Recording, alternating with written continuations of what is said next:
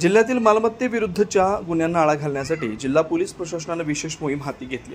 त्याअंतर्गत स्थानिक गुन्हे अन्वेषण शाखेनं घरफोडी करणाऱ्या टोळीचा पर्दाफाश करत मोठी कारवाई केली। जिल्हा पोलीस अधीक्षक तुषार दोशी यांनी मालमत्तेविरुद्धचे गुन्हे करणाऱ्या आरोपींचा शोध घेऊन कारवाई करण्याचे आदेश स्थानिक गुन्हे अन्वेषण शाखेला दिलेत। त्यानुसार पोलीस निरीक्षक संजू झाडे यांनी उपनिरीक्षक महादेव पवार व त्यांच्या पथकाला आरोपींचा शोध घेण्याच्या सूचना दिल्या होत्या। 17 मे 2026 रोजी स्थानिक गुन्हे अन्वेषण शाखेच्या पथकाला गुप्त बातमीदारामार्फत माहिती मिळाली की रेकॉर्डवरील आरोपी चोरीचे सोन्याचे दागिने विक्रीसाठी सह्याद्रीनगर परिसरात येणार आहेत। मिळालेल्या माहितीनुसार पोलिसांनी सह्याद्रीनगर ते शिंदेमळा रेल्वे ब्रिज परिसरात सापळा रचला। दरम्यान संशयास्पद हालचाली करणाऱ्या 3 युवकांना ताब्यात घेण्यात आलं। चौकशी दरम्यान त्यांची नावं सुदर्शन यादव वय 23, सार्थक सुतार वय 20 आणि मुनी उर्फ बाब्या भाटकर वय 21 असे असल्याचं निष्पन्न झालं।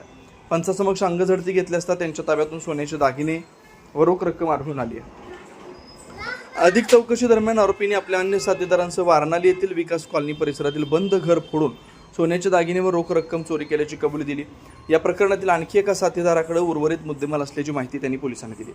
यानंतर पोलिसांनी आरोपींकडून जप्त केलेला मुद्देमाल पंचासमक्ष ताब्यात घेतला असून पुढील तपासासाठी प्रकरण संजयनगर पोलीस ठाण्याकडे वर्ग करण्यात आले।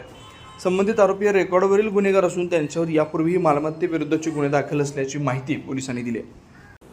दिवसभरातील घडामोडींचा आढावा घेण्यासाठी पाहत रहा N24 मराठी न्यूज चॅनल।